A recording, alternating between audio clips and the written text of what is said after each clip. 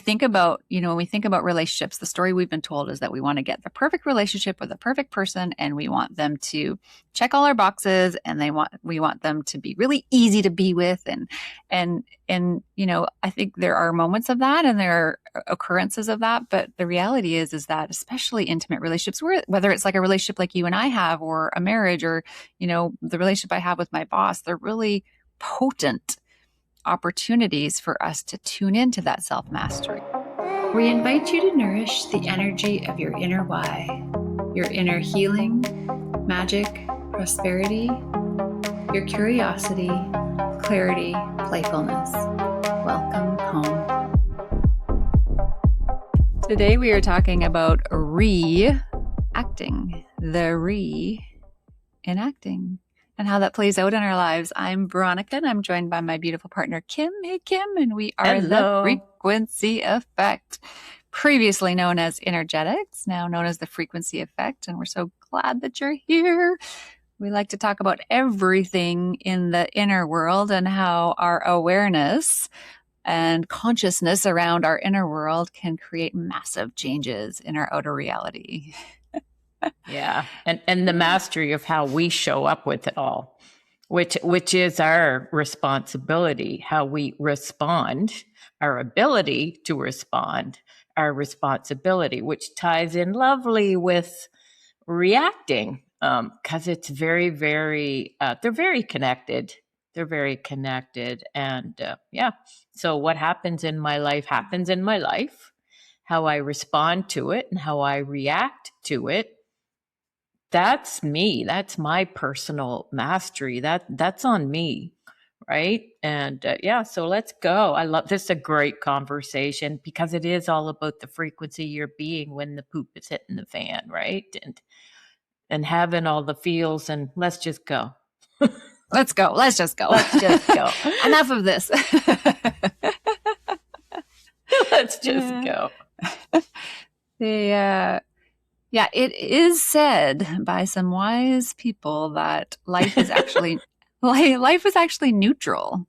It's actually neutral, but it is our interpretation and our perception of it that creates the duality. So whether we determine that something is good or bad or right or wrong, that is our own perception, whereas life in itself is actually neutral. And so that's good. I love that. I love the way that you worded that and how you articulated that. That's really good. Check. So, this is tough. Like, it's been tough for me as I've really contemplated this in my life, especially when there's something big that it feels really wrong to me. And I'll talk about it in the context of my marriage. So if when my husband behaves in a certain way that I just feel is wrong, it's very hard for me to consider that this is actually neutral, because I have such strong ideas of how he should be or how he should respond or what he should respond to and what he shouldn't respond to and how he should respond if he's going to respond and how that impacts me, right? And that all comes from how I've been brought up and the things that I've placed value on and the things that I determined to be right and wrong and all of this. But what if my way isn't the only way? And so in this marriage, this is my second marriage. In this marriage, I've really been very conscious of really looking at, okay, how can I come back to that neutral spot when I feel like he's so wrong? Can I come back to the neutral spot? And I really challenge myself to do that and to look at least to contemplate, even if I can't get there, at least to contemplate that maybe what's happening is neutral and that he has his own path and his own journey and his own rights and wrongs and good and bads. And can I be with it differently instead of reacting to him? And the attempt alone to come into the neutral perspective has really dramatically, I believe, changed the evolution of our marriage. The lightness, finding the lightness, even in those situations. Yeah.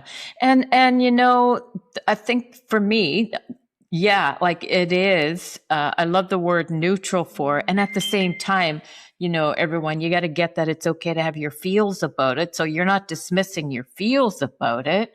You're just, I'm going to say, challenging your own beliefs about it, which is what creates the feels, right? It's like our thoughts will create the feel, and the feel can create even more thoughts about the thing, because now we're actually feeling it. So now it's even tangible, right? So once it's tangible, meaning we're feeling it, then the mind chatter can really back that up. Right. And at the same time, then there are things that are absolutely a big no in relationships. And that particular, like, for example, somebody who has mistresses, that's a big no for me. And that is a value that I'm not willing, right, in this lifetime, that I'm not willing to, what would the word be? I'm not willing to let that be okay just because it's just my interesting point of view, right? And so there are certain things that seem to, I don't know if would you say they go beyond values, or I don't know what it is, but this is just not acceptable for me, is that thing. But yeah, I would say most of the stuff that we react to in all relationships, including our relationship with what's on the darn news. I was going to swear, but I didn't. Right. And so even that is a relationship that we're having with what's going on in the world. And so it's so easy to react. And yeah, you were going to say something, Miss V. What was it? Was I don't know. I think no, but I guess what I was going to say is, yes, you're right. Like when I'm talking in this context, I'm not talking about violence. I'm not talking about abuse. I'm not talking Right. about, Thank you. yeah, the extremities. I'm talking about, an otherwise healthy relationship that sometimes just feels like it's almost too much. Yeah. Yeah. And then it's like, I don't know if I can handle this. He's so wrong. And Yeah. I'm sure if I told all my girlfriends, they would also agree he's so wrong. Right. Exactly. Right? Exactly. Yeah. No, that's exactly it. It's like, those daily living things that we can react to. And, for me, it's about noticing for myself, again, what's the frequency that I'm being in this moment, noticing for myself my own reaction and how I respond to that, again, is my self-mastery. That's my choice. So do I want to react to it externally, or can I just notice how I'm being with it in the moment, right? And respond in a way that is more in alignment with, maybe kindness, maybe compassion, and sometimes that means just walking away, right? Letting it be letting it be as it is. And I just need a little bit of distance from it right now. That's how I'm responding right now, instead of reacting and going, right? Instead of reacting, which it's a choice. I can do that. Or I can respond differently by, like I said, walking away, or just kind of noticing the whole thing. Sometimes for me, I like to see it a bit as a movie. And I know that's such an old cliche, right? And it's like, I can notice it. And listen, for me, I'm going to say there's probably, I don't know, there's a lot of things that I don't waste my energy on. There just is, right? So if I was to react to all the things, oh my God, right? That would just, yeah. And so I don't. He might feel like I do, or the other people, whatever, whoever, if they only knew how many times I don't. That I don't say anything, right? And so that is, that is my own, that's my choice. It's like, if it's something that needs to be discussed, in that moment might not be the time to discuss it. Because if I'm going to discuss something from my reaction, then of course it's going to, tuning fork theory, of course, the other person is going to be in reaction too.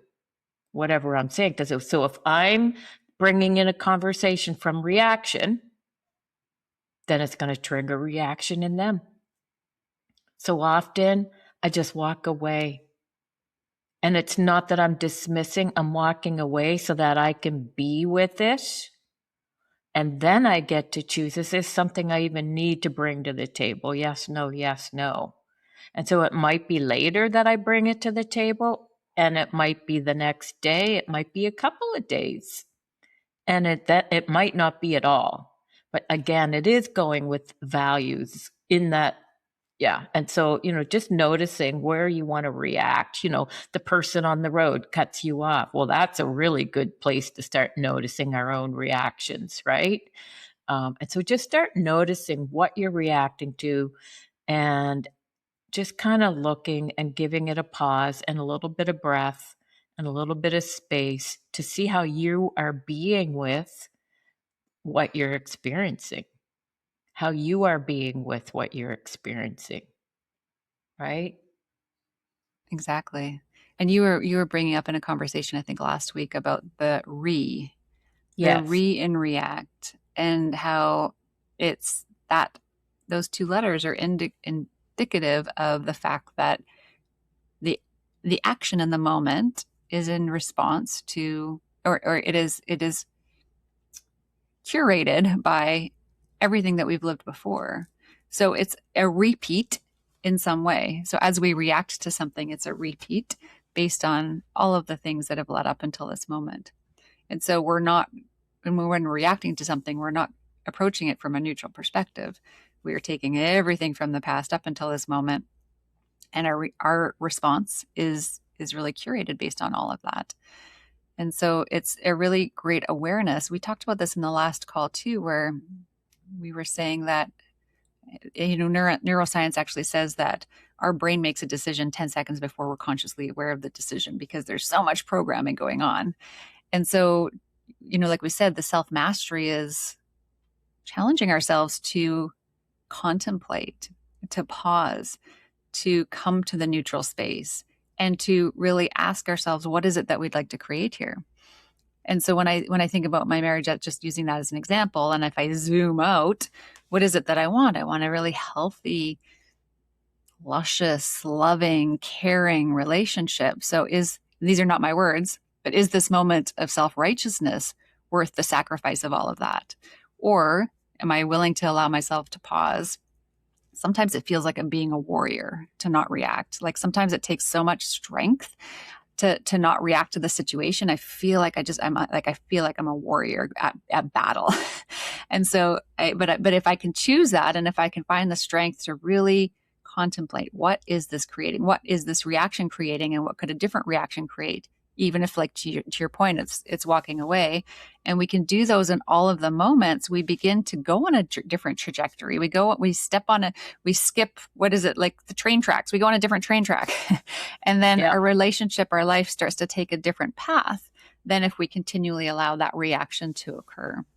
Yeah. Yeah. I love that. Yeah.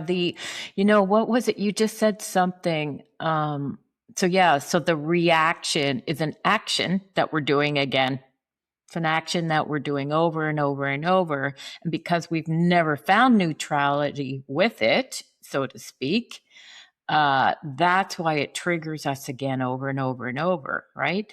And the walking away thing is a way to take a pause and have space, but it's not walking away in the way of being angry or dismissal. And it's like I said, if you are angry about it, that's cool too. But the self-mastery part for me is, if I say what I really want to say here, this is not going to go good. It's gonna create an ugly poop show, and so that's when I know it's the walking away that is required, and that's how I find my neutral. Doesn't mean I find it when in the moment, face to face, right? And it is a practice. It is a practice. It's not about, I tried, that didn't work. Right. And so for me, it's about start looking at the places in our lives where we do react, Maybe it's how when I look in the mirror. Maybe it's when I look at my bank account. Maybe it's so just looking at the places where we do react and seeing if we can bring a little bit of softness into that and a little bit of lightness into that. So it becomes a practice. And in the practice, we're creating a new programming. So for example, so definitely looking at where is it that I'm ready to pounce? And if I'm ready to pounce, because I'm feeling right, for whatever reason, again, if I am to say what I really want to say here, some people would say, yeah, but that's speaking my truth. Yeah, it is. And there's always recognizing if I say what's on my mind right now, that's going to create a big old ugly thing because I'm in reaction and it has to trigger their reaction. It might not be the time to speak your truth, right? So that's the checking in. That's the checking in. If I say this, if I do this, it's now the time. Yes, no, yes, no. Okay, no, because if I do it now, it's going to create an ugly thing. Okay, do I want to create an ugly thing? Sometimes, maybe, yeah. Maybe, right? And that's not a wrongness either. It's just that I know what I'm going to create by my reaction. So it's not a shock. It's not like, oh, I was just trying, you know what I mean? Yeah. And so it's is now the time. If I'm in reaction, is now the time. Yeah. And so to your point about, you said something else. Oh, yeah. It's in action. So reaction is an action that I've done over and over and over and over again. Yeah. Is that working? Those asking that again, is that actually working? And it's almost like, what is it that they say? It's the straw that broke the camel's back or some damn thing. So it's always been, there's this thing. And then it's just that one little thing. And it could be something so silly. And all of a sudden that's it. You can't take it anymore, right? You know, you are in reaction. So instead of getting to that place, just start noticing in your daily. Where am I reacting? Oh my God, the sun is on my face. How am I with that? So it's not just noticing how we react when the poop hits the fan, right? It's also noticing, the good and the bad and the ugly. So it's noticing how I react to this. So again, it's being able to soak in the vibes without making even that mean anything. And that is a tough one for people. It can be. Let me get rid of the it is. Let's just do it can be. But anyway, so yeah, so really, really noticing, because what we're doing is we're bringing more awareness to our very own lives, right? And what our choices are creating. And yeah. Yeah, I love that you brought up the, looking at how we react to the great things in life, right? Like sometimes we can be very dismissive of the good things. Yes. Right. And we think, oh, yeah, this good thing is happening, but, right? That's where the yeah buts come in. Yeah, there's this beautiful sunset, but I've got to deal with this tough thing in my relationship. But what if we could dial up our reaction in the appreciation and the basking of the beautiful sunsets and the beautiful moon rises and, stopping and smelling the roses, as you always say. And what if that could actually turn up the dial on all the wonderful things in life? So it's noticing our reaction to the good things. Where do we dismiss it too much? Where do we not take the opportunity to tune in and allow that to dial up? And, relationships, especially close relationships, are actually a beautiful playground for us to touch self-mastery. We think about, when we think about relationships, the story we've been told is that we want to get the perfect relationship with the perfect person, and we want them to check all our boxes, and we want them to be really easy to be with.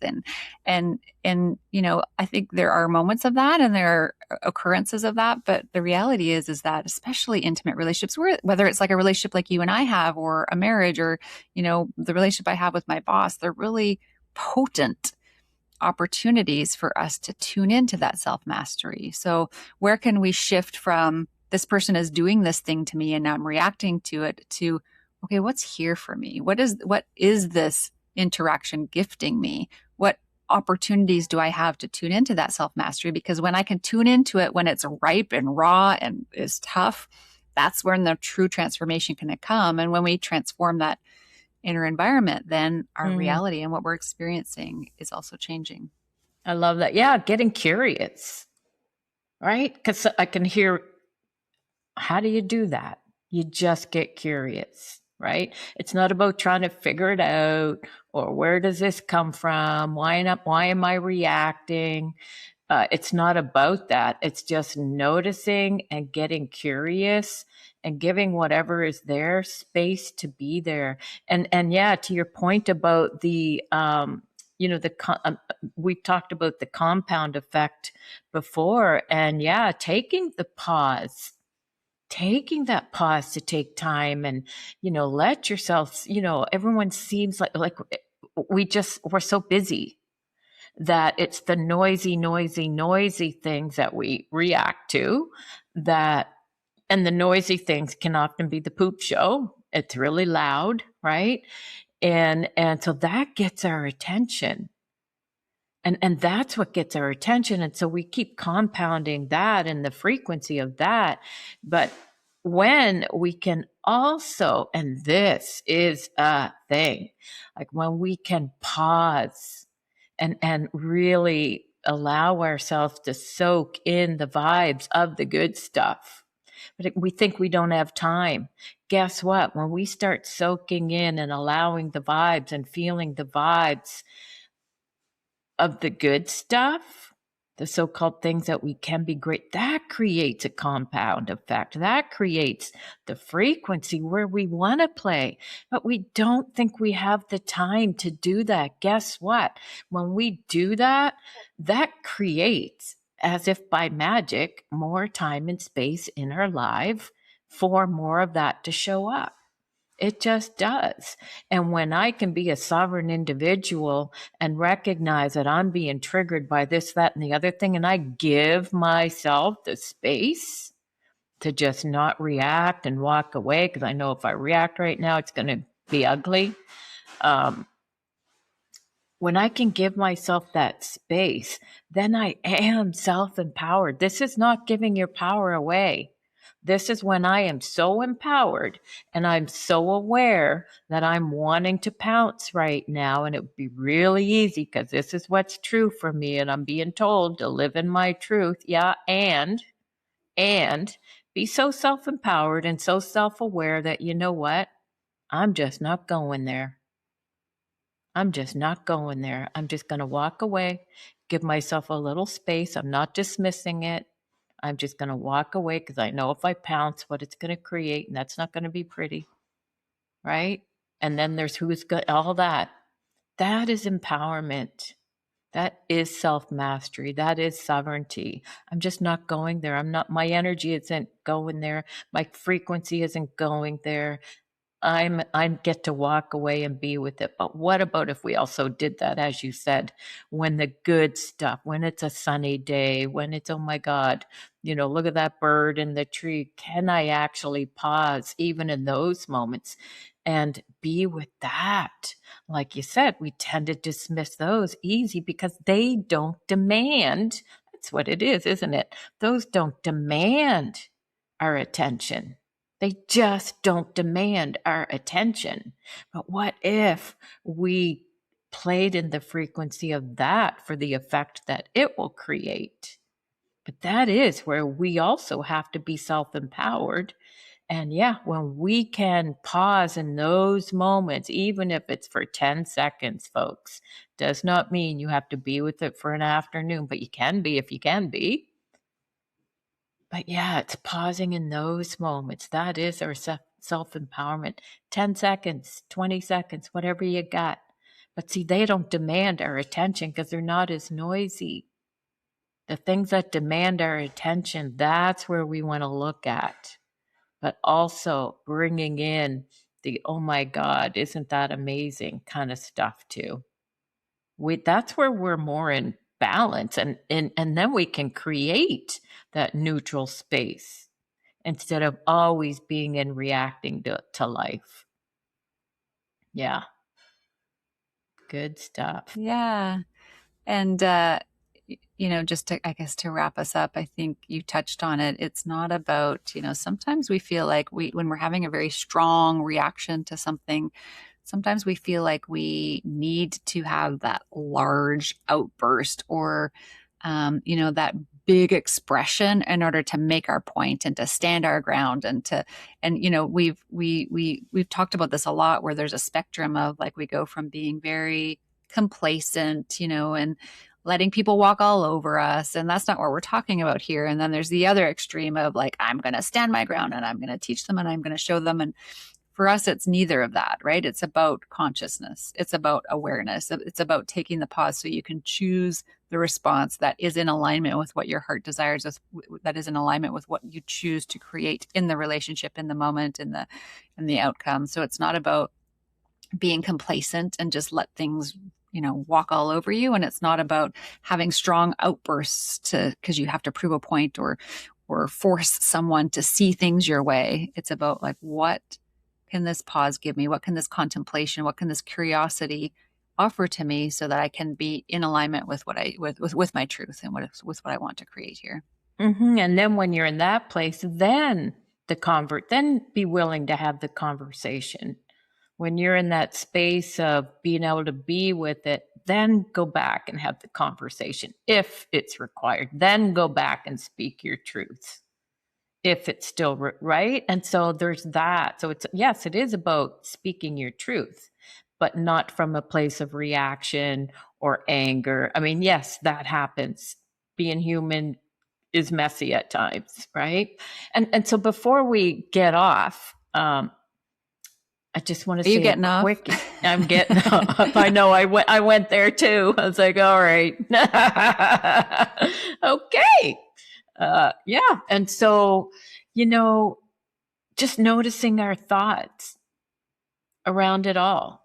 And so, for example, I go through periods where I have no problem getting to sleep. That is not a thing for me. I go to sleep. I lay down, I go to sleep. It's really cool. But I'll also go through periods where I might wake up at 1, 2, or 3 in the morning and stay awake until daylight. And then I crash, right? And so what I noticed myself doing probably 20 years ago was I would in the middle and like, oh, I'm going to be a wreck tomorrow. I'm going to be a mess. I'm going to be so tired and I've got such a thing. I got all this busy stuff. And so then I started noticing, well, wait a minute. I'm programming myself to be a mess tomorrow, right? I'm programming myself. And and if it's true that every cell in the body is listening, right? The universe has my back. And then guess what? I end up creating this, I'm going to be a mess tomorrow. And then, I get to, then I'm actually right about it. And it's true. So my reaction and my thoughts to me not sleeping through the night creates that for me, because I am such a powerful creator. We all are. We're co-creators. And so I started noticing that about 20 years ago. And so then I started reprogramming it, going, you know what? Whatever amount of sleep I get is exactly, and this is so true. Like right now, I'm on about day 7 of almost no sleep. That's bizarre. Most people would be like, I don't know how you would function. So I'm getting a couple hours a night, but I can still function. I didn't need, and this is just me, I didn't need to cancel today's call because I know I'm like, hey, Veronica's got my back. And if I don't make sense, because, I am on about day 7, that might be, probably about day 5, actually, waking up at about 2 in the morning and not getting any sleep. And then I crash in the morning. But one of the things that I know is no matter what I seem to get the amount of sleep that I need. It's bizarre because most people were taught that, no, you need 8 hours sleep. And I know so many people that they are so determined that they need 8 hours sleep. And do we?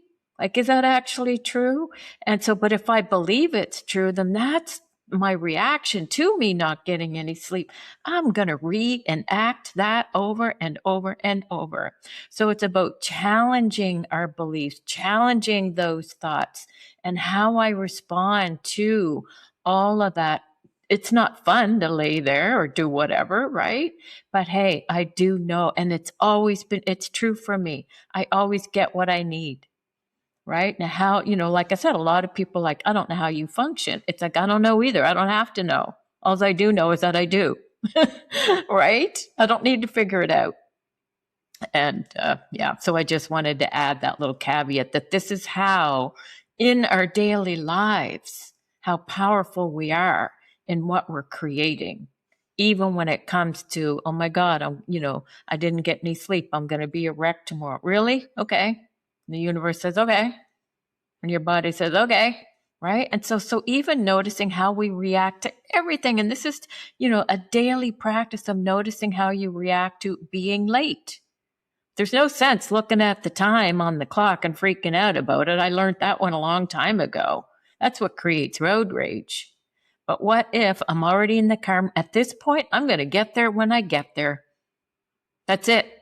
No sense even looking at the clock anymore. It's not going to be nice. It's not going to create anything for me that creates ease. I'm in the car. At this point, I'm going to get there when I get there.